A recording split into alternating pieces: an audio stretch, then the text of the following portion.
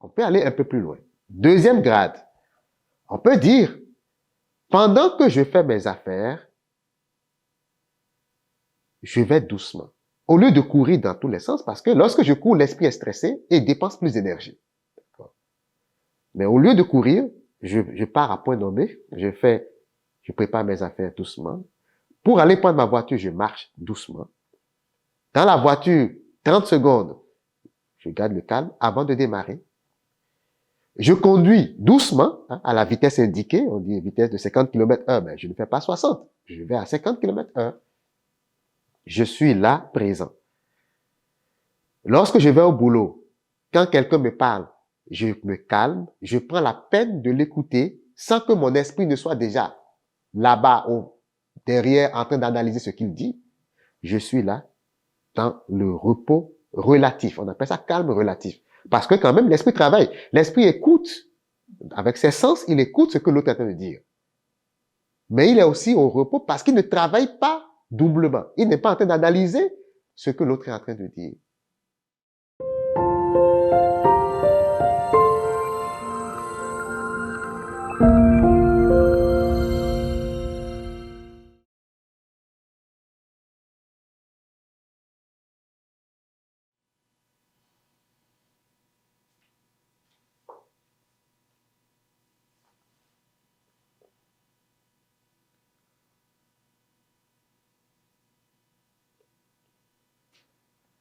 Ta main me conduit, ta droite me saisit. Tu as posé sur toi ta main.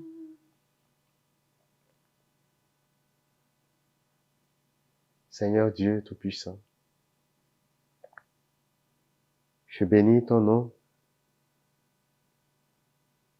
je magnifie ta majesté. Merci Seigneur pour ta présence dans nos vies. Merci Seigneur pour ta lumière qui nous éclaire.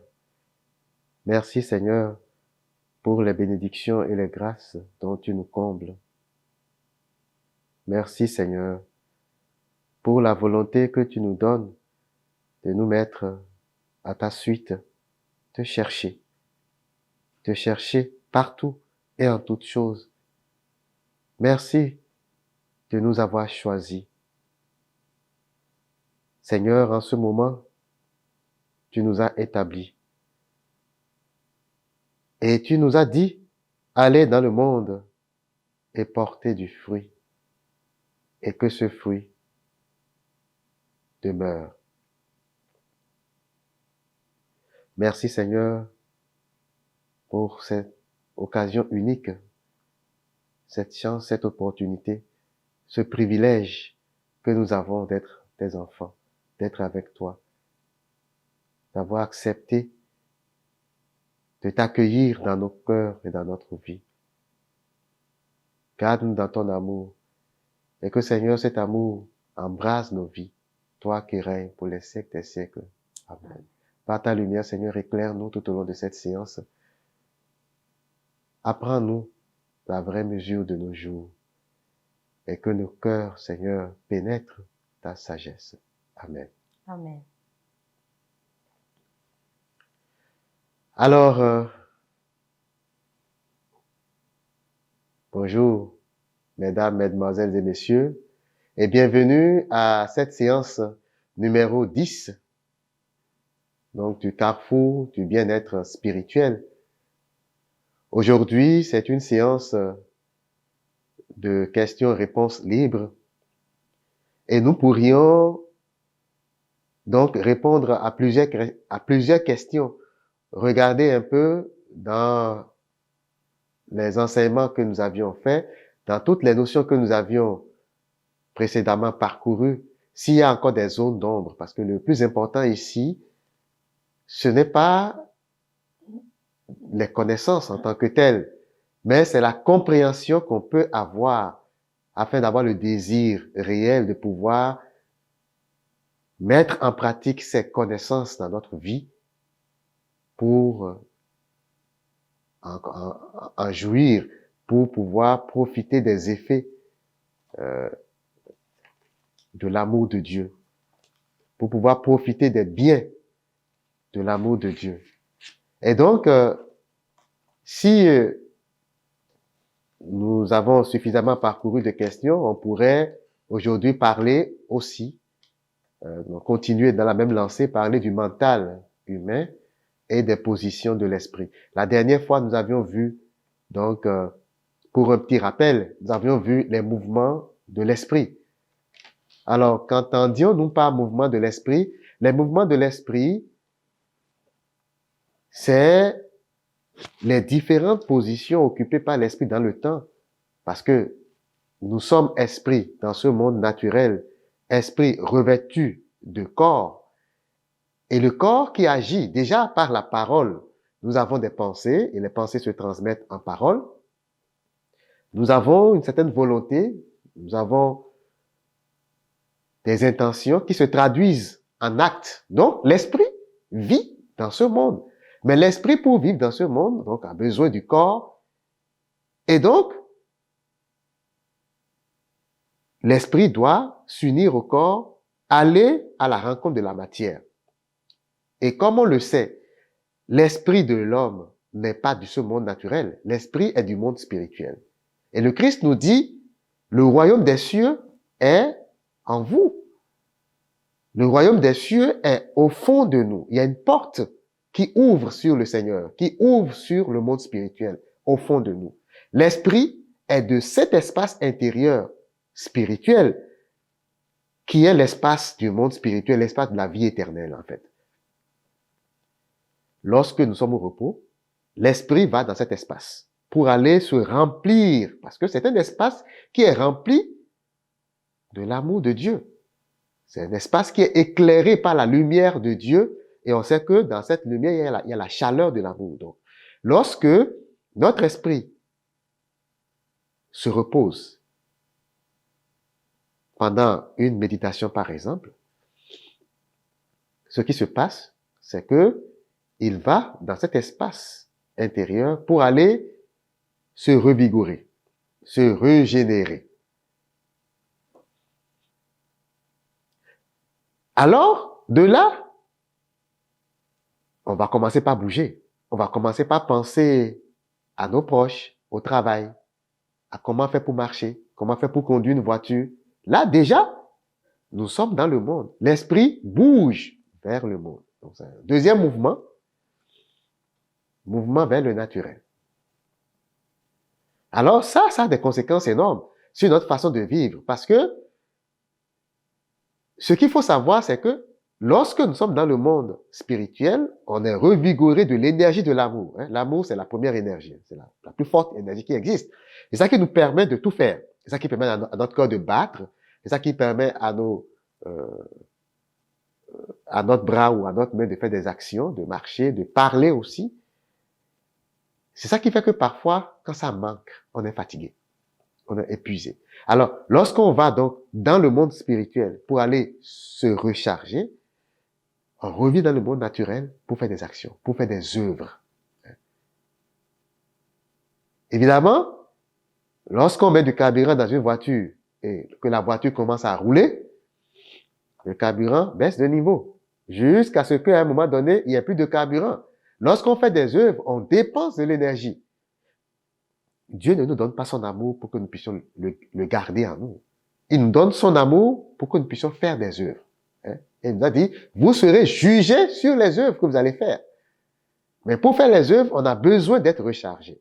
Alors, dans ce mouvement de l'esprit vers le monde, on fait des œuvres. Et donc, cette énergie que nous avions emmagasinée va finir.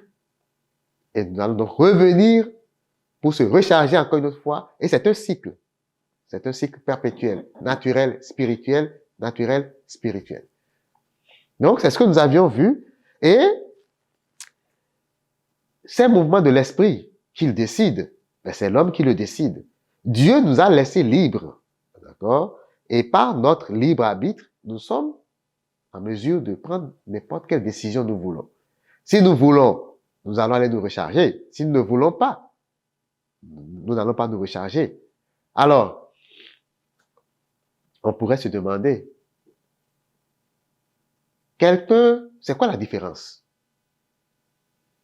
Celui qui se recharge et celui qui ne se recharge pas. Un exemple tout simple. Quelqu'un qui se recharge continuellement se sent toujours bien. Quelqu'un qui ne se recharge jamais se sent toujours mal. C'est-à-dire quoi? Se sentir mal, c'est pas avoir un cancer ou bien avoir une grande maladie ou être enrhumé ou être grippé. Se sentir mal, c'est toujours avoir de l'amertume à l'intérieur. Je récrimine. Je ne sais pas qu'est-ce que j'ai. Évidemment, c'est des émotions. Donc, on est toujours sous la tutelle de l'ego. Parce que notre cœur est fait pour être habité. Si c'est pas l'amour de Dieu qui l'habite, ben ça va être l'amour propre qui l'habite. Et l'ego, c'est l'amour propre, on l'a vu. Alors, des effets palpables dans le monde réel de quelqu'un qui n'est pas rempli de l'amour de Dieu, cette énergie qui donne la joie, qui donne la paix. L'effet palpable, c'est qu'il se plaint à tout moment. Il est irrité. Quelqu'un lui parle, il est irrité. Alors, chers frères et sœurs, c'est des effets pratiques. C'est des choses concrètes et palpables qu'on peut expérimenter dans le monde, dans la vie de tous les jours. Alors, on va voir s'il y a une question par rapport donc à ces mouvements de l'esprit dont nous avions parlé la dernière fois. Oui, vas-y Ruth. Tu as déjà répondu. Ok. Peut-être que je vais faire un petit commentaire selon ce que j'ai compris, ce que l'homme en soi est esprit. Et l'esprit qui est spirituel et vient comment je peux dire, il est antérieur à l'homme naturel.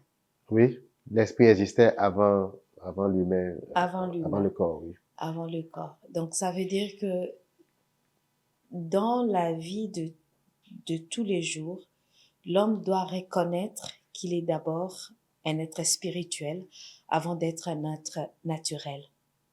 Oui, c'est ça qu'on appelle l'éveil de conscience. L'éveil de conscience, c'est de parvenir à savoir que nous sommes quelque chose de très profond qui n'est pas issu de ce monde. Nous l'appelons esprit, mais en réalité, c'est le Christ qui nous a donné ce mot. Il a dit, votre Père est esprit. Et ceux qui l'adorent doivent l'adorer en esprit et en vérité.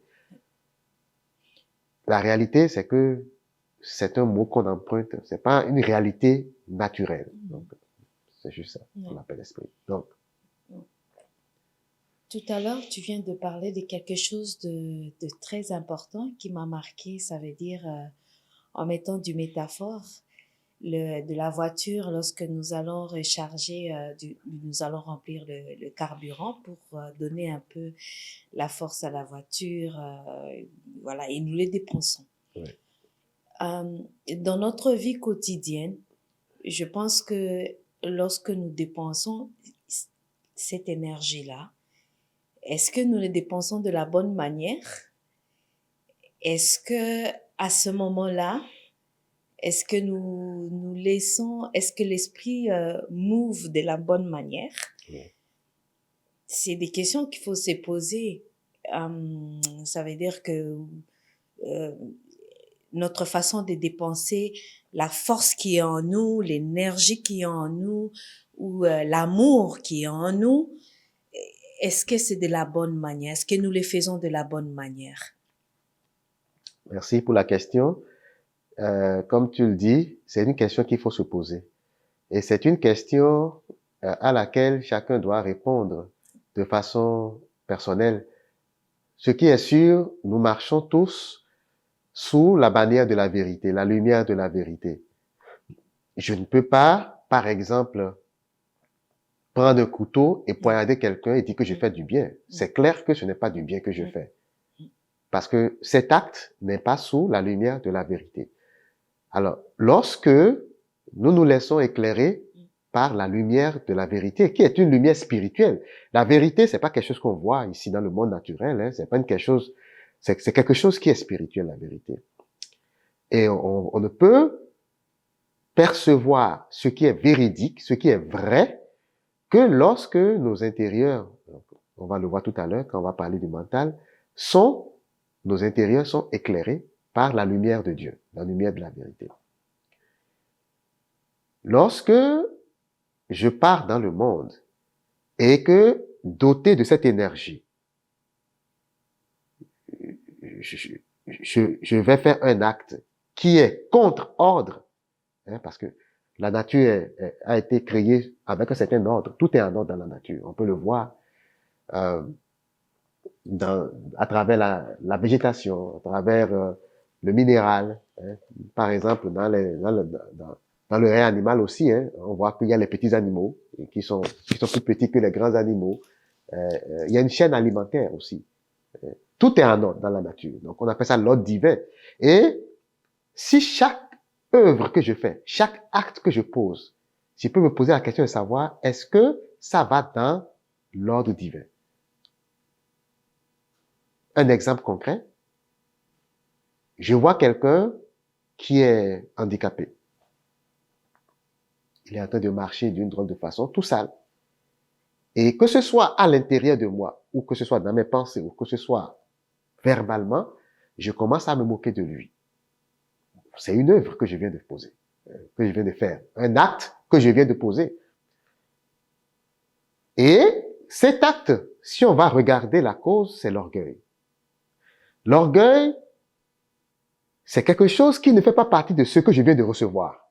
Je viens de l'église, j'ai prié, l'amour de Dieu est venu en moi, mais si je sors l'orgueil, est-ce que l'amour de Dieu a trouvé place en moi? Non. Ça veut dire que pendant que j'étais là, je n'ai pas su prendre l'essence de la vie que je devrais prendre. Parce que finalement, ce que je dégage, c'est contraire à ce que je viens de recevoir. Celui-là qui est handicapé, il a un esprit qui est au même niveau que le mien. Nous sommes tous esprits. Lui, certainement, dans son corps, il n'a pas eu un corps peut-être aussi stable que le mien. Mais le corps, c'est pure matière. Le corps ne sert à rien que de faire des mouvements, de nous permettre de vivre dans ce monde. Est-ce que je peux me moquer de quelqu'un à cause de ça? Et qu'est-ce qui va arriver? Lorsque je fais un acte comme ça, quand je pose un acte comme ça, une action comme ça, je vais continuer avec mon orgueil qui est à l'intérieur de moi, je vais aller au boulot, je vais mal répondre aux gens, ou je vais faire des trucs de mesquinerie. J'ai l'impression que je suis malin et que tout va bien. Mais l'esprit enregistre tout ça et se remplit de négativité. Et ce que ça fait, les négativités, c'est de l'anti-énergie. C'est-à-dire, j'ai de l'énergie et chaque émotion, chaque négativité que je prends vient puiser, vient grogner dans cette énergie sans que je n'en fasse quelque chose d'utile.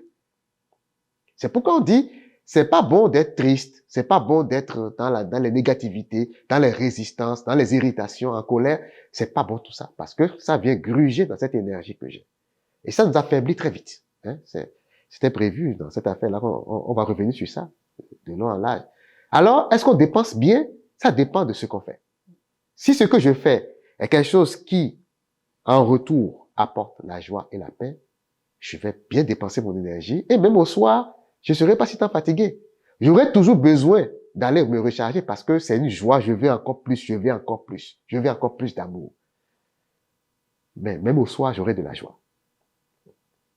Voilà. Je ne sais pas si j'ai répondu. Non, merci beaucoup, oui, parfaitement. Ouais. Une autre question, tout à l'heure, vous avez parlé d'être au repos. Oui. En tant que chrétien ou chrétienne, qu'est-ce que nous, on peut concevoir comme repos? Ben, on s'est dit être au repos. Est-ce que ça veut dire ne rien faire? Je reste là, je croise le bras. Nombreux peuvent se poser cette question-là. Parce que être au repos, comme tu as dit tantôt, c'est lorsque nous sommes au repos que Dieu, la lumière de Dieu, l'amour de Dieu vient remplir en nous. Le soleil de Dieu vient transmettre en nous de l'amour et nous sommes remplis de son amour et de toutes ses grâces et tout. C'est quoi être au repos? Comment on peut vivre ce moment d'être au repos? Et prenons l'exemple d'une journée typique, atypique. Et c'est à quel moment? Parce que le monde d'aujourd'hui, on court sans arrêt. Et on se réveille le matin, dans nos pensées, on est déjà à 100 000 à l'heure. On regarde ce qu'on n'a même pas encore atteint, mais on pense déjà à plusieurs choses, à plusieurs tâches, dans nos quotidiens, nos routines. Mais à quel moment on est au repos? Merci pour la question. C'est une très belle question. Spiritualité pratique, hein. D'abord, la spiritualité, c'est notre vie. Donc, c'est pourquoi c'est une question centrale. En fait, nous sommes en mouvement. Nous venons de nous réveiller et nous commençons par faire nos petites activités pour se préparer pour aller au boulot. Lorsque j'ai fini de dormir et que je m'apprête à aller dans le monde, je prends quelques minutes d'intimité avec le spirituel en moi pour me recharger. Lorsque je fais les actions, quand je me suis bien rechargé, même si je suis en train de me préparer et que, par exemple, il y a de ces distractions qui se présentent à moi. Quand je dis distraction, ce n'est pas quelque chose c'est pas un jeu, non. Nous sommes toujours en relation interpersonnelle, hein, avec les gens qui nous entourent. Si quelqu'un qui n'a pas pris la peine de se recharger, qui ne se sent pas bien, vient par exemple me parler mal ou vient rentrer dans on va dire, dans ce halo de bienveillance qui m'habite parce que moi, je me suis préparé, je vais avoir la force à l'intérieur d'être patient. D'accord? La patience, c'est pas quelque chose que je peux faire de moi-même. Il faut que je sois rempli de la joie et de la paix du monde spirituel pour avoir la force intérieure de dire, je patiente. Je vois, je perçois autrement ce qu'il vient de dire. Et voilà, je fais mes mouvements. Je prépare. Donc, je suis bien aguerri. Je déjoue tous les pièges, hein, de distraction de ce qu'on appelle le malin. Évidemment, le malin ici, c'est ceux qui sont habités par un esprit égoïque et qui ne sont pas bien, mais qui veulent me tester. On peut dire comme ça. Et je vais prendre l'autobus, ou bien ma voiture, je vais au boulot. Au boulot, je rencontre aussi des personnes. Donc, je suis en mouvement. J'ai fait tout ce que je vais faire. À midi, je peux dire, je prends encore 10 minutes seul. Tout seul. 10-15 minutes, je suis seul.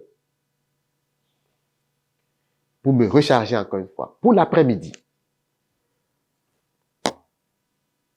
Ça, c'est une journée typique. Je reviens le soir. Avant de faire n'importe quoi, je peux aussi prendre 15 minutes seul. Je fais une petite méditation pour dire merci Seigneur pour la journée. Redonne-moi l'amour pour pouvoir passer la soirée, la nuit, parce que c'est plusieurs, souvent on néglige le soir, hein, quand on vient le soir, mais on est en interaction avec les gens de la maison. Donc, c'est important de se recharger un peu, calme, avant de rentrer dans tout ça. Et quand je dis interaction, c'est pas seulement avec les humains, il y a aussi avec les médias, parce qu'on va regarder la télé, les gens vont nous abreuver de négativité. Il faut qu'on soit à l'aise à l'intérieur. Donc, voilà par exemple, c'est juste un exemple. 3 moments typiques où on peut se recharger. Ça, c'est ce qui est typique. Maintenant, ce vers quoi nous tendons, c'est pas seulement ça. On peut aller un peu plus loin. Deuxième grade. On peut dire, pendant que je fais mes affaires, je vais doucement. au lieu de courir dans tous les sens, parce que lorsque je cours, l'esprit est stressé et dépense plus d'énergie. Mais au lieu de courir, je pars à point nommé, je prépare mes affaires doucement. Pour aller prendre ma voiture, je marche doucement. Dans la voiture, 30 secondes, je garde le calme avant de démarrer. Je conduis doucement, à la vitesse indiquée, on dit vitesse de 50 km/h, mais je ne fais pas 60, je vais à 50 km/h. Je suis là, présent. Lorsque je vais au boulot, quand quelqu'un me parle, je me calme, je prends la peine de l'écouter sans que mon esprit ne soit déjà là-bas ou derrière en train d'analyser ce qu'il dit. Je suis là dans le repos relatif. On appelle ça calme relatif. Parce que quand même, l'esprit travaille. L'esprit écoute. Avec ses sens, il écoute ce que l'autre est en train de dire. Mais il est aussi au repos parce qu'il ne travaille pas doublement. Il n'est pas en train d'analyser ce que l'autre est en train de dire. Dans ces petits moments, avant de lui parler, je prends une grosse respiration. Je me calme. Je me laisse inspirer par l'esprit et je lui parle. Dans ces petits moments, on gagne aussi de l'amour de Dieu. C'est pourquoi la présence intemporelle est très, très importante. Très importante parce que si, par exemple, je quitte ma voiture ou l'autobus, je rentre dans l'immeuble, et que déjà, dans l'ascenseur, je prends mon cellulaire, je vais dépenser cette énergie. Je vais me connecter sur les réseaux sociaux à ce que les autres pensent, les clashs. Je dis que ça me fait rigoler de suivre, par exemple, deux personnes qui se chicanent, mais ça me remplit de négativités qui grugent dans mon énergie. Donc, je ne sais pas si tu as compris. C'est que dans le mouvement, il faut intégrer la présence. Et quand on intègre la présence, c'est une très bonne façon de dépenser l'énergie parce que j'ai l'énergie, mais je ne la gaspille pas avec des choses inutiles. Regardez sur Facebook des gens qui s'insultent, c'est complètement inutile. Ça ne sert absolument à rien. On va dire, ça m'apporte de la joie, mais c'est pas de la joie que ça apporte. Parce qu'il n'y a pas de la joie à insulter quelqu'un. Il n'y a aucune joie à insulter quelqu'un. Il n'y a aucune joie à voir deux personnes se bagarrer. Dans la Grèce antique, où les anciens dont on parle, certains rois avaient l'habitude de voir des gladiateurs se battre. Et ils rigolaient. Mais est-ce que ça leur apportait de la joie? Sur le champ, tu vas penser que tu as de la joie, mais ton cœur se remplit d'animosité. Et ça dépense inutilement cette énergie. Donc, voilà. Il y a plusieurs niveaux. Ça, c'est un deuxième niveau. On peut encore avoir un troisième niveau où on voit certaines personnes qui nous ont dévancés dans le chemin, sur le chemin de la foi, les saints, on appelle les saints, ou des gens même qui n'ont pas été reconnus comme saints, mais qui ont vécu de façon très spirituelle et très mystique parfois, qui gardent le calme. Ils ne parlent que quand c'est nécessaire. C'est une très bonne façon de dépenser l'énergie. Je ne parle que quand c'est nécessaire. Pourquoi mon esprit devrait-il répondre à toutes les sollicitations, tout ce qui est mouvement, sensation à l'extérieur? Non. Je ne parle que quand c'est nécessaire. Et qu'est-ce qu'on appelle nécessaire?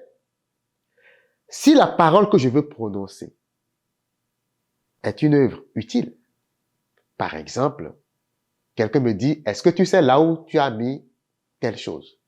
Je viens lui indiquer quelque chose dont il a besoin. Il a besoin de ça. À l'instant T, c'est utile, je parle. Une parole inutile, quelqu'un me dit que j'ai un gros nez. Je ne réponds pas à ça parce que c'est complètement inutile. Et pourquoi c'est inutile? C'est facile à savoir. Je n'ai pas un gros nez. J'ai un nez, c'est tout. Même s'il est tordu, c'est un nez. Pour moi, ce n'est pas important. Ce n'est que de la matière. Mon nez, c'est de la matière. Ce n'est pas l'esprit qui est en moi. L'esprit qui est en moi, c'est un esprit divin. C'est une émanation de l'esprit Dieu. Est-ce que je peux concevoir que mon esprit a un gros nez? Non. Donc, si je réponds à ça, c'est complètement inutile et c'est une dépense, c'est une mauvaise dépense. Une dépense inutile de l'énergie que j'ai en moi. Et lorsqu'on suit ça, c'est sûr que on est toujours zen. On a toujours de l'énergie pour faire les choses. Voilà. Merci. C'est bon? Déjà, ces questions répondent pas mal on va quand même y revenir tout de suite, mais à à la deuxième partie où on parle de la gestion d'énergie. C'est bien parce que on avait bien prévu ça, hein, dans le thème d'aujourd'hui, la gestion d'énergie.